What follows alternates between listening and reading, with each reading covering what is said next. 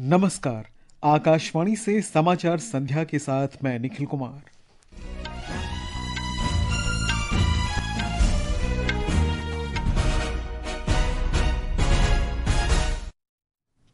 प्रधानमंत्री नरेंद्र मोदी ने कहा, पीएम धन धान्य कृषि योजना और दलहन आत्मनिर्भरता मिशन जैसी योजनाएं आत्मनिर्भरता, ग्रामीण सशक्तिकरण और कृषि नवाचार के नए अध्याय की शुरुआत के लिए तैयार की गई हैं। प्रधानमंत्री ने भारत में नियुक्त अमेरिकी राजदूत सेर्जियो गोर से मुलाकात की। श्री मोदी ने भारत अमेरिका व्यापक वैश्विक रणनीतिक साझेदारी और मजबूत होने की आशा व्यक्त की। राष्ट्रपति द्रौपदी मुर्मू ने विद्यार्थियों से राष्ट्रीय स्वदेशी अभियान में सक्रिय भूमिका निभाने का आह्वान किया। सूडान के अल फशर में विस्थापितों के आवास पर ड्रोन हमले में 60 लोग मारे गए और दिल्ली क्रिकेट टेस्ट मैच के दूसरे दिन का खेल खत्म होने तक वेस्टइंडीज के 4 विकेट पर 140 रन, भारत को अब भी 378 रन की बढ़त।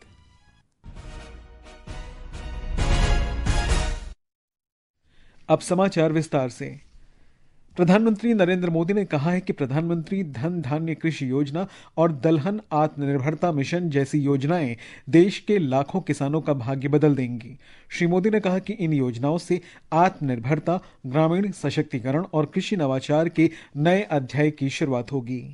इन योजनाओं पर भारत सरकार करीब 35,000 करोड़ रुपए से ज्यादा खर्च करने वाली। साथियों, खेती और किसानी हमेशा से हमारी विकास यात्रा का एक प्रमुख हिस्सा रही। बहुत जरूरी होता है कि बदलते समय के साथ खेती किसानी को सरकार का सहयोग मिलता रहे।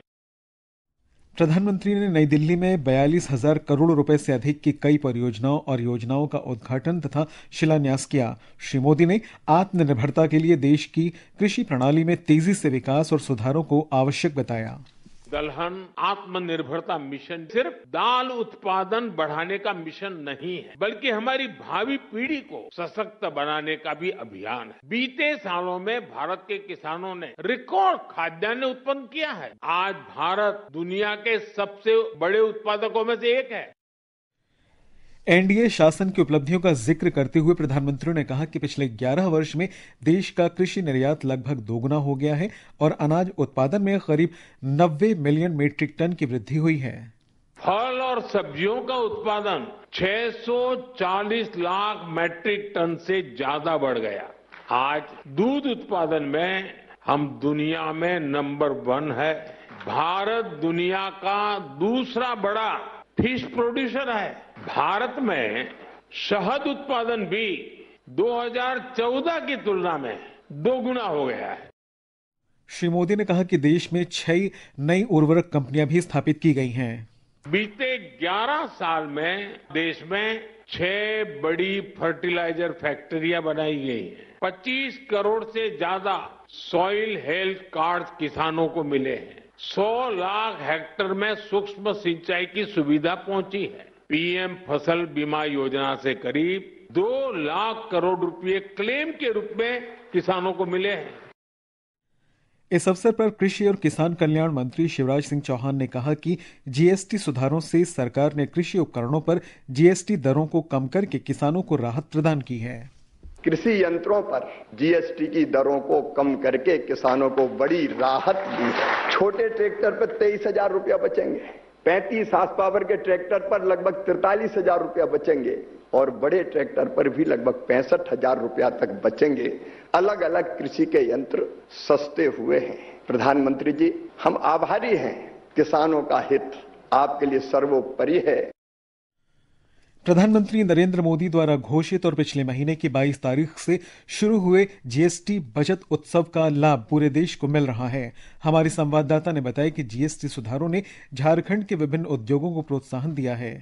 अगली पीढ़ी के जीएसटी सुधारों ने झारखंड के इस्पात, लोहा और इंजीनियरिंग उद्योगों को बढ़ावा दिया है। लोहे पर कर की दर 12% से घटाकर 5% कर दी गई है, जिससे विभिन्न उत्पाद श्रेणियों की लागत में लगभग 6.25% की कमी आई है। यह कदम झारखंड के लौह आधारित उद्योगों में विकास और रोजगार को बढ़ावा दे रहा है। वहीं तेंदू के पत्तों पर जीएसटी की दर 18% से घटाकर 5% और बांस पर 12% से घटाकर 5% कर दी गई है, जिससे लागत में 6.25% से 11.1% की कमी आई है। ये कटौती झारखंड में वन आश्रित समुदायों के लिए आय सुरक्षा को बढ़ाती है। इसके अलावा जीएसटी सुधार झारखंड के पर्यटन क्षेत्र में भी वृद्धि का कारण बन रहे हैं। यात्रा और आतिथ्य से संबंधित लागतों को कम करके इन सुधारों ने राज्य के विभिन्न झरनों, वन्य जीव अभ्यारण्यों, मंदिरों और आदिवासी विरासत स्थलों को अधिक सुलभ और किफायती बना दिया है, जिससे स्थानीय उद्यमों और सामुदायिक आजीविका को बढ़ावा मिल रहा है। ये विकास झारखंड के पारंपरिक और औद्योगिक क्षेत्रों को फलने फूलने, समुदाय को बढ़ावा देने और वैश्विक स्तर पर पर्यटन को बढ़ावा देने में मदद कर रहे हैं। ईशानी यादव के साथ नितिका गुप्ता, आकाशवाणी समाचार, नई दिल्ली।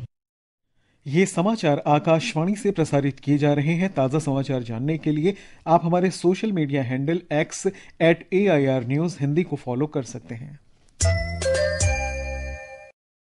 समाचार संध्या में आपका फिर स्वागत है।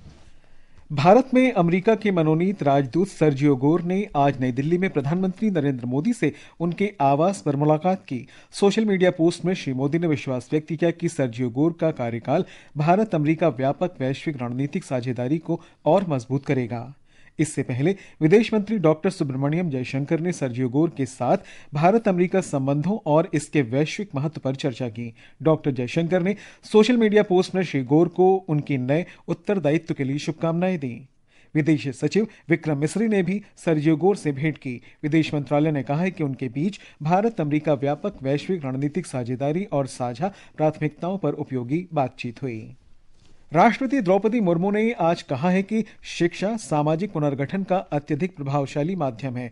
अहमदाबाद में गुजरात विद्यापीठ के 71वें दीक्षांत समारोह में राष्ट्रपति ने विद्यार्थियों से राष्ट्रीय स्वदेशी अभियान में सक्रिय भूमिका निभाने का आह्वान किया। भारत को आत्मनिर्भर बनाना हमारी राष्ट्रीय प्राथमिकता है। इस संदर्भ में स्वदेशी के राष्ट्रीय अभियान में आप सबको सक्रिय भूमिका निभानी है। राष्ट्र सर्वोपरि की भावना के साथ आप सबको भारतीय वस्तुओं के उपयोग को बढ़ावा देना है। राष्ट्र निर्माण में युवाओं की मुख्य भूमिका का उल्लेख करते हुए राष्ट्रपति ने स्वदेशी और राष्ट्रव्यापी आत्मनिर्भरता आंदोलन के पथ प्रदर्शक के रूप में गुजरात विद्यापीठ के विद्यार्थियों की प्रशंसा की। गुजरात में स्वरोजगार की संस्कृति सदैव विद्यमान रही है। गुजरात के उद्यमियों ने केवल देश ही नहीं बल्कि विदेशों में भी अपनी छाप छोड़ी है। सफल प्रवासी भारतीयों में गुजरात के लोगों की बहुत बड़ी संख्या है। दीक्षांत समारोह में राष्ट्रपति द्रौपदी मुर्मू ने 9 उत्कृष्ट विद्यार्थियों को स्वर्ण पदक प्रदान किए। वहीं PhD, MPhil, स्नातक, परास्नातक सहित विभिन्न विषयों पर कुल 1713 डिग्रियां प्रदान की गईं। राष्ट्रपति ने महात्मा गांधी की पावन स्मृति में उन्हें श्रद्धांजलि अर्पित की। इससे पहले उन्होंने द्वारकाधीश मंदिर में दर्शन और आरती की। भारत यूरोपीय मुक्त व्यापार संघ EFTA का व्यापार और आर्थिक साझेदारी समझौता इस महीने 1 अक्टूबर से प्रभावी हुआ है। ये 4 विकसित यूरोपीय देशों स्विट्जरलैंड, नॉर्वे, आइसलैंड और लिंचेस्टाइन के साथ देश का पहला मुख्य व्यापार समझौता है। हमारे संवाददाता ने बताया कि समझौता देश के आर्थिक इतिहास में अत्यधिक महत्वपूर्ण व्यावसायिक साझेदारियों में से एक है। यह व्यापार समझौता विनिर्माण और नवाचार को बढ़ावा और प्रौद्योगिकी तथा स्थिरता में सहयोग को बल देता है। इस समझौते के अंतर्गत EFTA 92% से अधिक टैरिफ लाइनों पर टैरिफ रियायतें दे रहा है, जो भारत के 99% से अधिक निर्यात को कवर करता है, जिसमें गैर कृषि वस्तुएं और प्रसंस्कृत कृषि उत्पाद शामिल हैं। EFTA की बाजार पहुंच गैर कृषि उत्पादों के 100% और प्रसंस्कृत कृषि उत्पादों पर टैरिफ रियायतों को कवर करती है। भारत ने 82% से अधिक टैरिफ लाइनों पर पहुंच का विस्तार किया है, जो EFTA निर्यात का 95% से अधिक है। यह समझौता अगले 15 वर्षों में भारत में $100 बिलियन अमेरिकी डॉलर के निवेश की बाध्यकारी प्रतिबद्धता भी प्रदान करता है। इस निवेश के माध्यम से 10 लाख प्रत्यक्ष रोजगार सृजन भी बनेंगे। भारत के लिए TEPA एक व्यापार समझौते से कहीं अधिक है। यह समान विचारधारा वाली अर्थव्यवस्थाओं के साथ रणनीतिक विश्वास का एक साधन है। आनंद कुमार के साथ अक्षित वैद्यान, आकाशवाणी समाचार, दिल्ली। सूडान के अल-फशर में एक विस्थापन आश्रय स्थल पर ड्रोन हमले में कम से कम 60 लोग मारे गए हैं। अल-फशर की प्रतिरोध समिति ने कहा है कि अर्धसैनिक रैपिड सपोर्ट फोर्स ने एक विश्वविद्यालय के भीतर स्थित दार अल अरकम शिविर पर 2 ड्रोन और 8 तोपों से हमले किए।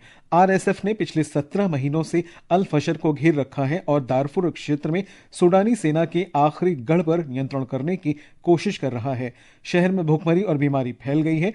RSF और सूडानी सेना के शीर्ष कमांडरों के बीच मतभेद 2023 से सूडान संघर्ष से त्रस्त हैं। इसने सबसे खराब मानवीय संकटों में से एक को जन्म दिया है। ये समाचार हमारी वेबसाइट www.newsonair.gov.in और हमारे न्यूज ऑन एआईआर ऐप पर भी उपलब्ध हैं। ये आकाशवाणी है। बिहार विधानसभा चुनावों के लिए सीट बंटवारे को अंतिम रूप देने के लिए नई दिल्ली में आज राष्ट्रीय जनतांत्रिक गठबंधन एनडीए के सहयोगियों के नेताओं के बीच गहन विचार विमर्श जारी है। भाजपा कोर कमेटी की बैठक भी भाजपा अध्यक्ष के आवास पर आयोजित की गई। भाजपा कोर कमेटी की बैठक में गृह मंत्री अमित शाह और पार्टी के अन्य नेताओं ने भागीदारी की। बैठक में राज्य में एनडीए के घटक दलों के बीच सीट बंटवारे और भाजपा उम्मीदवारों के संभावित नाम को लेकर चर्चा की गई। महागठबंधन के घटक दल सीट बंटवारे का समाधान करने की ओर अग्रसर हैं। राष्ट्रीय जनता दल के अध्यक्ष लालू प्रसाद यादव ने आज उम्मीदवारों के नामों को अंतिम रूप देने के लिए पार्टी के वरिष्ठ नेताओं के साथ बैठक की। कांग्रेस पार्टी ने भी पटना और नई दिल्ली से वरिष्ठ नेताओं के साथ वीडियो कॉन्फ्रेंस के माध्यम से एक बैठक की। कांग्रेस और वामदल विकासशील इंसान पार्टी वीआईपी द्वारा अधिक सीटों की मांग को लेकर परेशान है और सीपीआई एमएल ने आशा व्यक्त की है कि सीट बंटवारे को लेकर जल्द ही निर्णय लिया जाएगा। भारतीय जनता पार्टी ने पश्चिम बंगाल के दुर्गापुर में निजी मेडिकल कॉलेज की एमबीबीएस द्वितीय वर्ष की छात्रा के साथ सामूहिक दुष्कर्म की घटना पर मुख्यमंत्री ममता बनर्जी से बयान की मांग की है। विधानसभा में नेता प्रतिपक्ष शुभेंदु अधिकारी ने आज कहा कि इस मामले में प्राथमिकी दर्ज होने के बावजूद अभी तक कोई गिरफ्तारी नहीं हुई है। उन्होंने पश्चिम बंगाल महिला आयोग की भूमिका की भी आलोचना की। ओडिशा के मुख्यमंत्री मोहन चरण मांझी ने दुर्गापुर सामूहिक दुष्कर्म की घटना की निंदा की है। उन्होंने पश्चिम बंगाल के मुख्यमंत्री से अपराधियों के खिलाफ कड़ी कार्रवाई करने का आग्रह किया। सोशल मीडिया पोस्ट में श्री मांझी ने इस घटना को दुर्भाग्यपूर्ण बताया है। इस बीच पश्चिम बंगाल पुलिस ने दुर्गापुर में एक निजी मेडिकल कॉलेज और अस्पताल के बाहर कथित रूप से द्वितीय वर्ष की एमबीबीएस छात्रा के साथ सामूहिक दुष्कर्म में शामिल एक व्यक्ति को हिरासत में लिया है। पीड़िता के परिजनों ने शिकायत दर्ज कराई थी। राज्य स्वास्थ्य विभाग ने इस घटना में कॉलेज प्राधिकरण से रिपोर्ट पेश करने को कहा है। एमबीबीएस की छात्रा ओडिशा की रहने वाली है। आंध्र प्रदेश, केरल, माहे, लक्षद्वीप, ओडिशा, दक्षिण आंतरिक कर्नाटक, तमिलनाडु, पुदुचेरी और कराईकल में अलग अलग स्थानों पर आज मूसलाधार बारिश की आशंका है। मौसम विभाग ने कल तक आंध्र प्रदेश, केरल, माहे, लक्षद्वीप, ओडिशा और तेलंगाना में तेज हवा के साथ गरज के साथ छींटे पड़ने का अनुमान लगाया है। आज नागालैंड, मणिपुर, मिजोरम और त्रिपुरा में भी ऐसी स्थिति बनी रहेगी। मौसम विभाग ने यह भी कहा है कि आज केरल, कर्नाटक से सटे समुद्री क्षेत्रों और कोमोरिनी क्षेत्र से सटे लक्षद्वीप में 35 से 45 किलोमीटर प्रति घंटे से लेकर 55 किलोमीटर प्रति घंटे की रफ्तार से तेज हवाएं चलेंगी। अमेरिका कतर के साथ अपने संबंधों को मजबूत करने के लिए इडाहो स्थित माउंटेन होम एयरफोर्स बेस पर कतर को सैन्य प्रशिक्षण केंद्र बनाने की अनुमति देगा। इस समझौते पर अमेरिका के रक्षा मंत्री पीट हेग्सेथ और कतर के रक्षा मंत्री सऊद बिन अब्दुल रहमान अल सानी ने हस्ताक्षर किए। समझौते के अंतर्गत कतर के F-15QA लड़ाकू विमान और पायलट अगले 10 वर्षों तक अमेरिकी सेना के साथ संयुक्त प्रशिक्षण में हिस्सा लेंगे। यह निर्णय अमेरिका के राष्ट्रपति डोनाल्ड ट्रंप के हाल ही के कार्यकारी आदेश के बाद लिया गया है। इसके तहत कतर पर किसी भी हमले को अमेरिकी सुरक्षा के लिए खतरा माना जाएगा। ये घोषणा दोहा में हमास को निशाना बनाकर किए गए इजरायली हमले में कतर के एक सैनिक के मारे जाने के बाद बढ़े तनाव के बाद की गई है।